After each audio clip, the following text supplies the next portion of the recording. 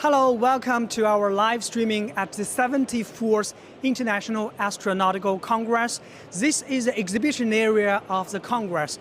As we know that the IAC is the world's largest gathering of space communities, and this time over 150 exhibitors are now showcasing their latest products and services. Among them, the China Space exhibition area is the largest one. And we know that over 5,000 participants are participating in this event. And China National Space Administration is now having a booth here, and we will have a more detailed introduction of other space companies from China and other around the world later. And we will walk you around through this exhibition area and get you more detailed introduction about the latest products here exhibited in the IAC. Now let's go to the China National Space Administration area first. And we are very pleased to be joined by Wu Jihua, the manager of the International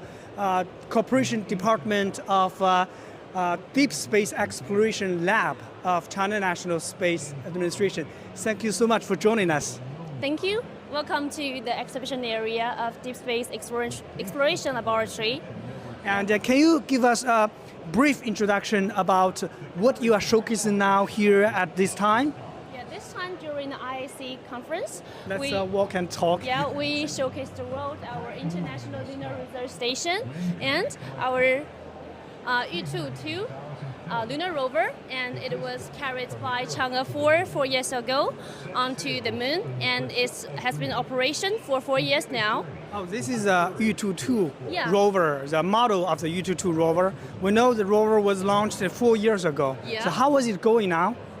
It's very good, and it's still collecting data, scientific data of the moon and transmitting to the Earth, and we will analyze them all the time. Wow, you mean that Yu-22 has been working on the moon for 4 years and now it's still working, right? Yeah, of course. How long, how far does it travel? It travel from the Earth to the I mean, how far does it travel on the moon? 1,000 meters or? Yeah, like 1,000 meters. Okay, so I saw that because I was hosting the International Lunar Research Station, the GI Forum, on the first day of IAC. Yeah. We know China has initiated a big project, the Lunar Project, and is calling more international partners to join this huge project. Yes. So can you tell us how many countries have signed the agreement with China so far on this project? Yeah, this is a big science project we are promoting now called International Lunar Research Station, and now we already have like 15 to 20 countries participating us or have intentions to sign memorandum or agreement with us, and we are really ready to cooperate with the rest of the world to jointly construct our IRS. Mm-hmm. And also you are showcasing more lunar projects here. I can see that you have a lot of projects to showcase here at IAC, right? Yeah, of course. Now we are at our 4th phase of lunar exploration program, which includes the ongoing project like Chang'e 6, 7, and 8. And the Chang'e 6, during this mission, we'll find water on the far side of the moon. And during the Chang'e 7 and 8, with the Trichao-related satellite, we'll establish a basic type of our IRS. Wow, that's a really fantastic, and we're looking forward to more future missions on the moon. Of course. Thank you so much. Thank you. Okay, and we will continue our exploration in the exhibition area of this IAC here in Baku, Azerbaijan. This is my first time in Baku and in Azerbaijan, but this time over 5,000 participants have been coming to Baku and enjoy this world's largest gathering of space community. And we know that China Space Station is open to the whole world, and now we can see a model here at the booth of China Aerospace Science and Technology Corporation. And let's go to have a closer look about the introduction of this China manned space missions.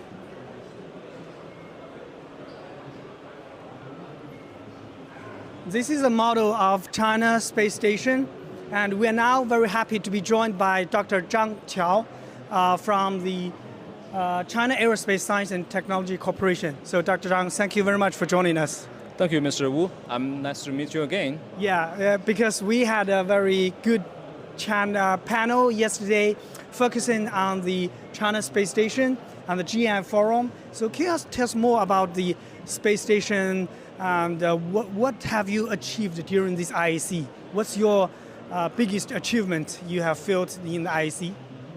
So it's a very huge Congress, and I learned about more.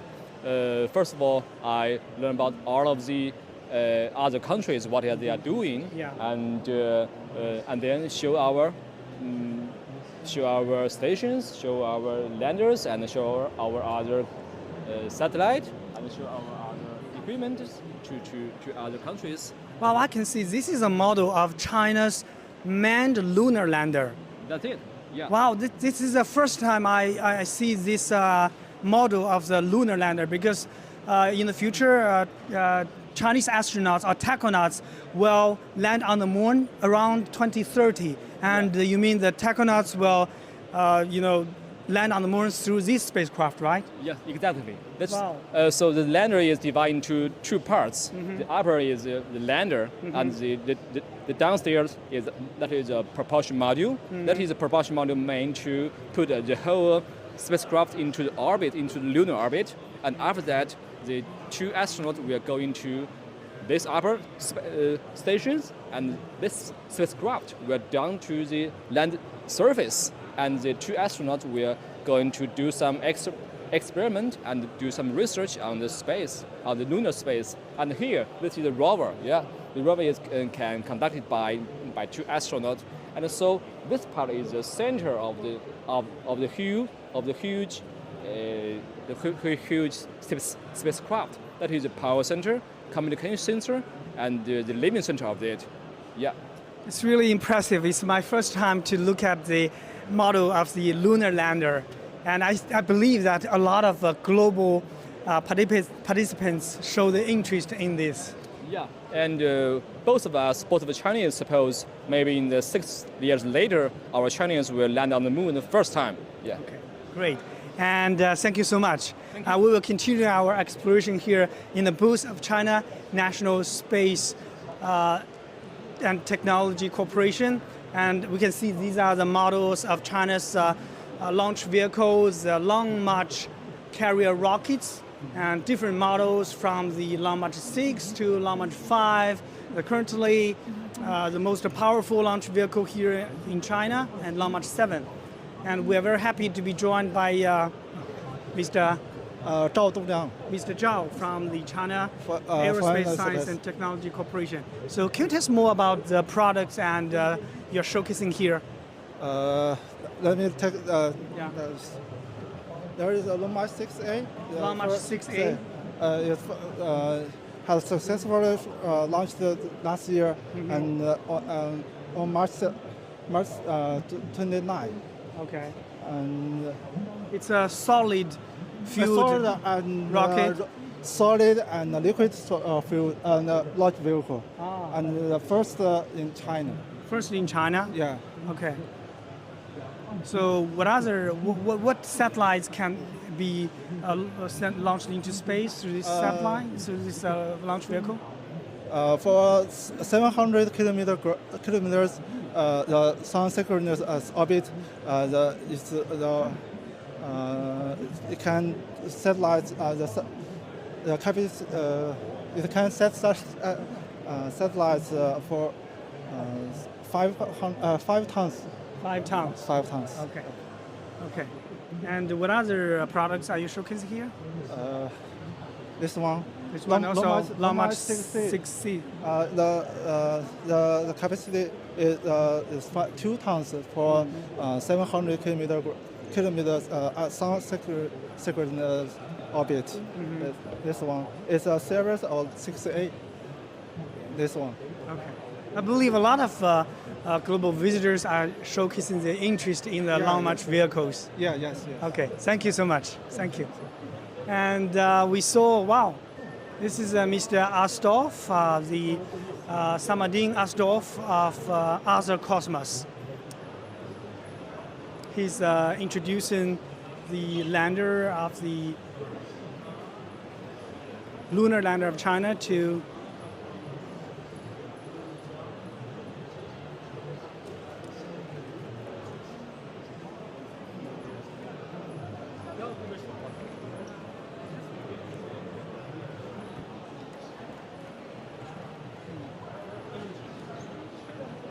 because Other Cosmos is a host of this event. I think Mr. Astorf is now introducing this exhibition area to his friends. And now we have come to these satellites. So, Mr. Huang, can you tell us more about the satellite you're showcasing here? Okay, of course. The name of the satellite is here, Terrestrial Ecosystem Carbon Inventory Satellite, named as Gomang, who is the nickname. We gave its nickname because Gomang was a god of the wood in ancient China. This satellite mission, the mission of this satellite is to measure the carbon content in the forest to know how many carbon dioxide was absorbed year by year, so we can deal with the global climate change. This satellite uses a LiDAR to measure the vertical structure of the forest and use several camera to take pictures of a forest from different angles to get the horizontal structure. Horizontal and vertical together is the 3D dimension, 3D structure, the volume. From volume, we can know the mass of the forest, that is a biomass, and then we get the carbon content in the forest. That is the main principle of this satellite. Wow, Dr. Huang said this satellite plays a significant role in measuring the carbon emissions and carbon neutrality, right? Yeah, mainly focus on the carbon absorption by the tree. So it's played a very significant role in the environmental protection and other areas. Yeah, you're right. Okay, thank you so much. You're welcome. And these are some of the most advanced satellites now showcasing about China's technology in satellite observation. And now we're coming to, this booth is showcasing China's land space, a commercial company here, and we are now joined by Mr.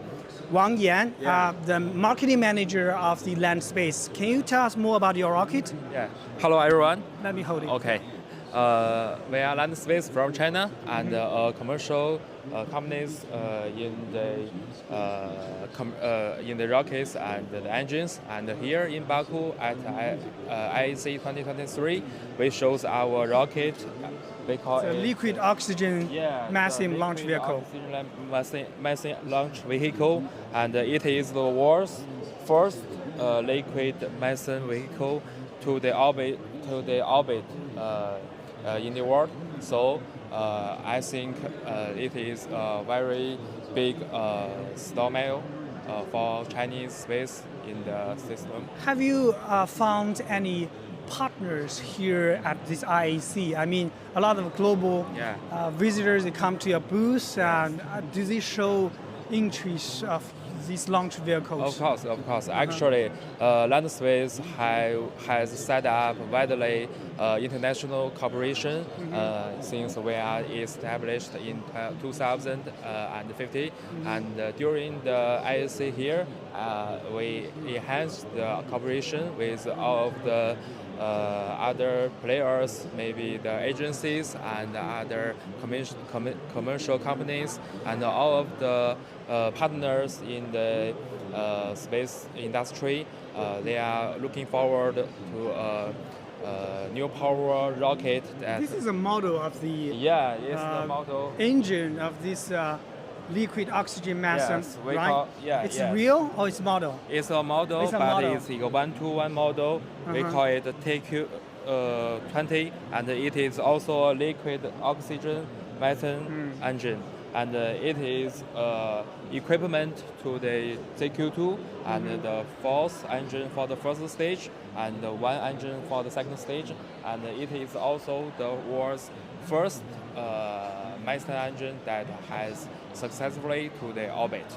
Yeah, because we know for the commercial launch vehicles, there are huge markets, and a lot of companies in China are now developing their commercial applications. I believe this liquid oxygen launch vehicle will have a great potential to boost the development of China's private sectors. Yes, we are looking forward to provide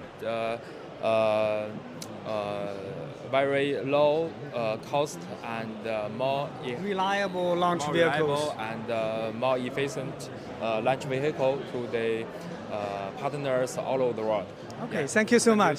Okay, and let's continue our exploration here in the booth, and we'll bring you more about the latest products and services here in the exhibition area of the 74th International Astronautical Congress.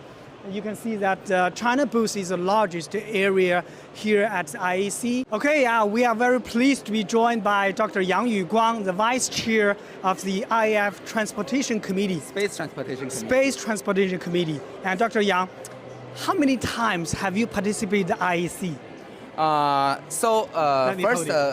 First, welcome my old friend from CGTN. You know that I attend the first IAC in 2010 in Prague for the first time. But since you know that's there is an IAC hosted in 2013 in Beijing.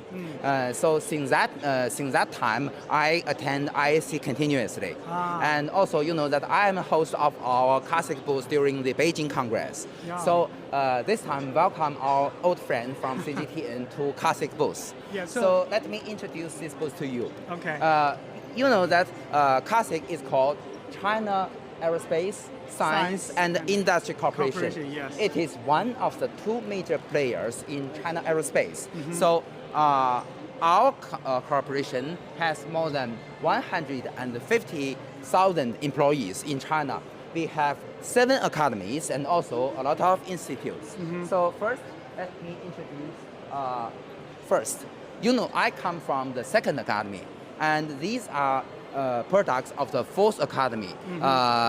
The Kuaizhou launch exactly. vehicle. Kuaizhou, our fast ship, is a launch vehicle, orbital launchers we provided for China Aerospace. So you can see today we already have 2 types of launch vehicles.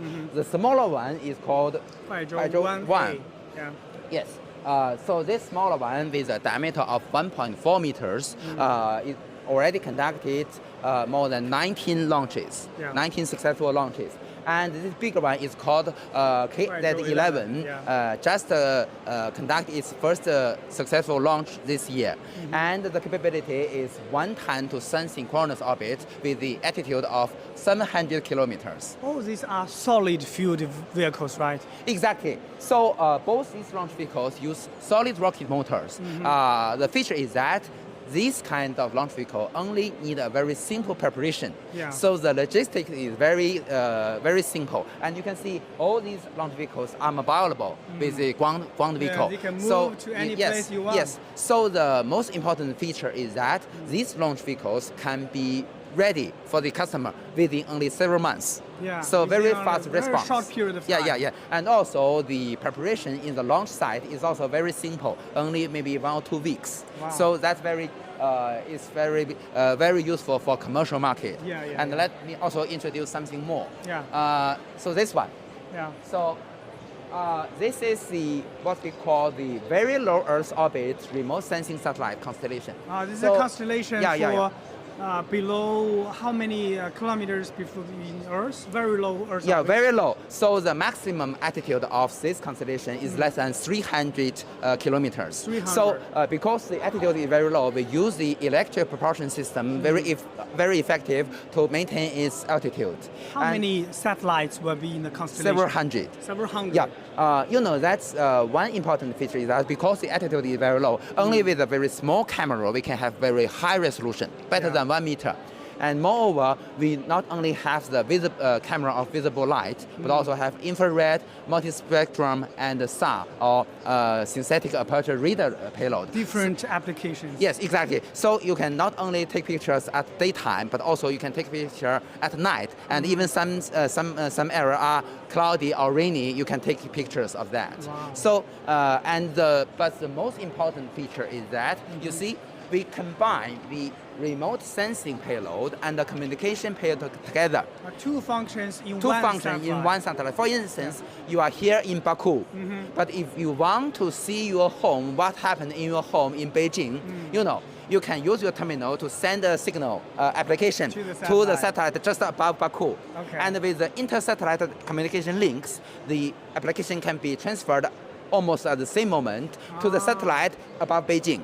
Then, So that requires hundreds of satellites. yes, and pardon. So the satellite in Beijing can just take the image or video of your home, and then with the inter-satellite links, it can be transferred to Baku.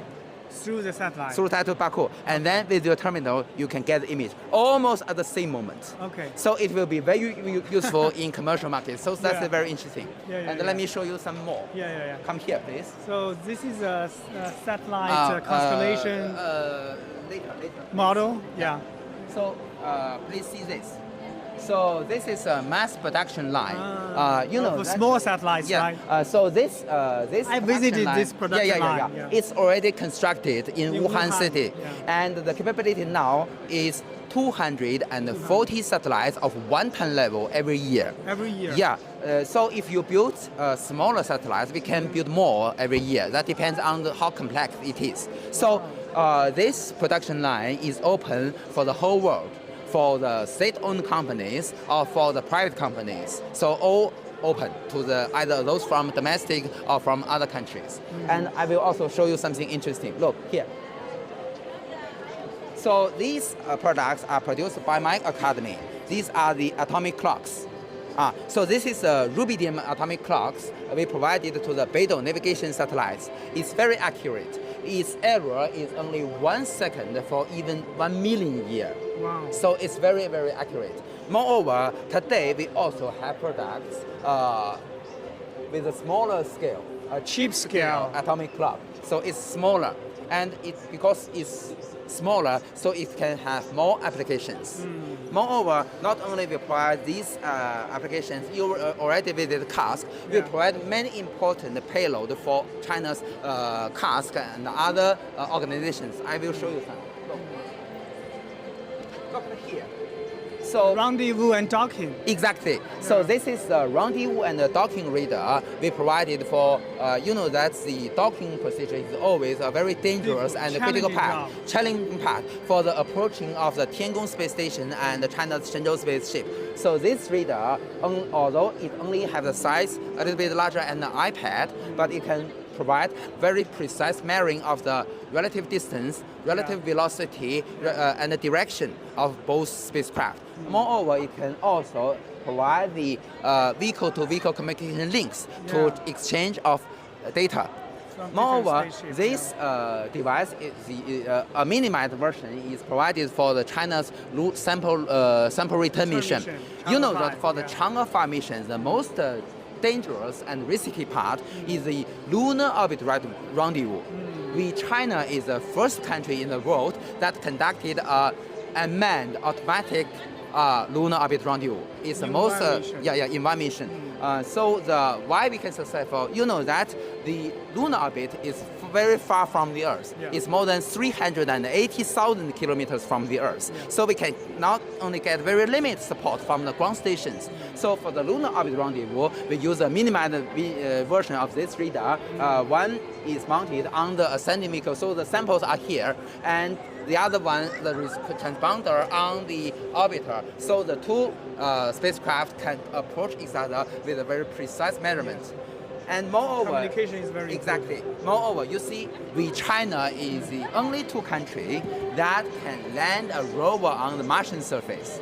Why we can be successful? Because we can provide this Mars-based array sensor, which The can sensor is very important. measure the Distance. distance with the ground of the Martian surface. So that is the reason why that we classic, although that we provide so many important subsystems and also products for China's manned space programs, lunar exploration program, and deep space explorations. The space exploration is a huge project, which includes many efforts of different organizations and technology companies. Yeah. So that's why every single sensor or equipment is critical for the huge spacecraft. Yeah. You mentioned I am the vice chair of the IAF Space Transportation Committee. Yeah. So I always mentioned to my during our program in CGTN that the IAF plays a leading role in enhancing promoting the cooperation and communication between different countries and between different organizations. Yeah. So let me show you something more about our exhibition booth. Please come here. Yeah. Okay. Let's go. So you can see here. there are over 150 exhibitors here at this booth, and Exactly.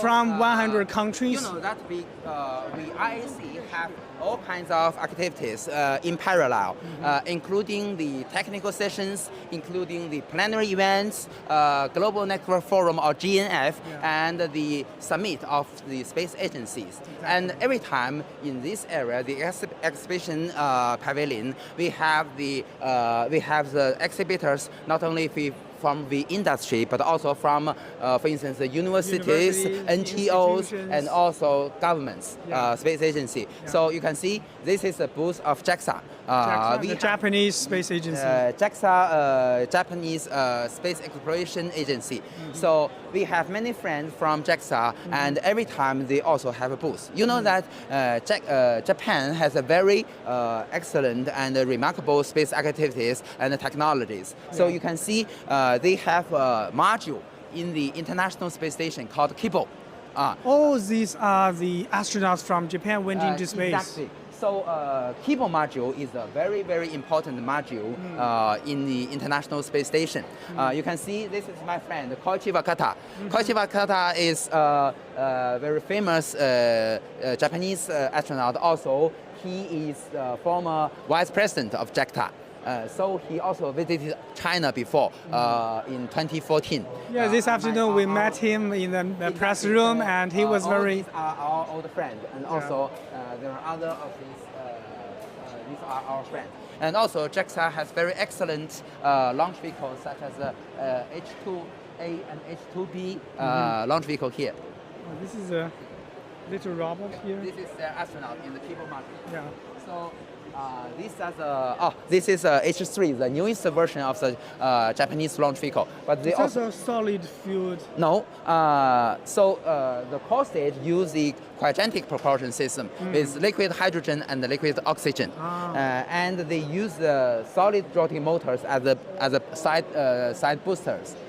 Also, they also have the H2 launch vehicle to provide the cargo resupply of the HTV to International Space Station.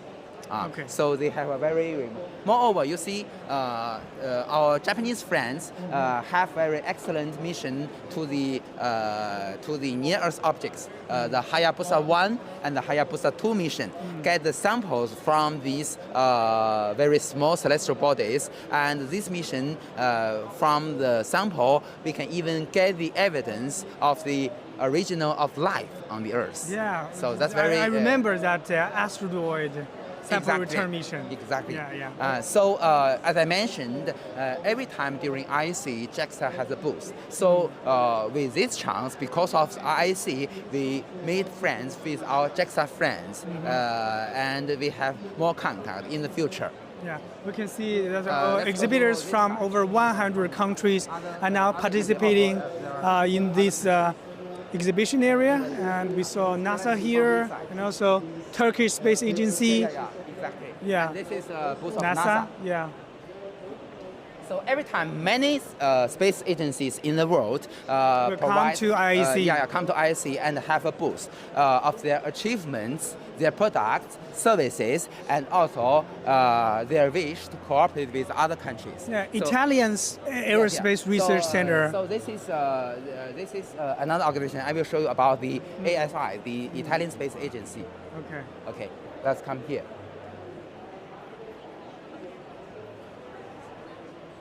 So many cute.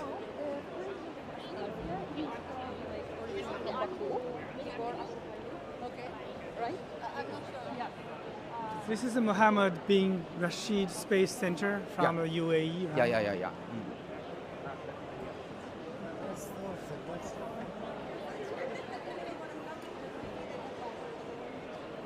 This way, please. This. Yeah. We know this time China has the largest booth here in the exhibition area. The China Space Station and China's lunar exploration projects are welcome more international partners. Yeah. I believe you also met many partners here. Yeah. I'm also involved in this program. So you can see this is a booth of the Italian Space Agency, or ASI. You know that Italy has a very close relationship with China. And also, you know that you are come from CGTN. Actually speaking, our old friend, the former president of Italian Space Agency, Professor Roberto Battistone, also attended our program in Beijing many times. And also in 2024, the IAC will be held in Italy, right? Yeah, in Milano. So also, I believe that will be a very successful event. Yeah, so you because can, we see you this can is see a that. Remote sensing satellite? Yeah. You know that Italy is is a very important country in Europe. You can see this launch vehicle. So it's called Vega. So it is a solid rocket launch vehicle, and with the main contractor is from Italy. Some of the major part of this launch vehicle is provided by Italy. Moreover, you see that Italy has many facilities in, especially in Turin, and also some in Rome, providing very comprehensive products to the outer space. Let me show you. The International Space Station model. Very good model of the International Space Station. And you know that the major contribution of Europe to this International Space Station is the Columbus module. And the Columbus module is made by the Italian industry, mainly from the facilities in Turin. Although you know that the International Space Station, the European side is charged by ESA, but our Italian friends plays a very important role in the technologies and also products of the International Space Station. Moreover, you see that our friends from the Italian Space Agency, I saw from the media many years before, the former president of Italian Space Agency, Professor Roberto Battistone, also signed an agreement with China Manned Space Agency about the potential cooperation with China. Manned missions. Manned missions, exactly. So China and Italy has very close relationship. And also, as I mentioned, the Italian Space Agency, almost every time we can see a booth during the IAC. Yeah. So the IAC is a very good place for China and Italy's space sector to understand each other. Yeah. Yeah. And IAC is held from this Monday to Friday. And so we can see that these exhibitors are showcasing their latest products and services in launch vehicles, in satellites, and different applications. So what impressed you most during this IAC?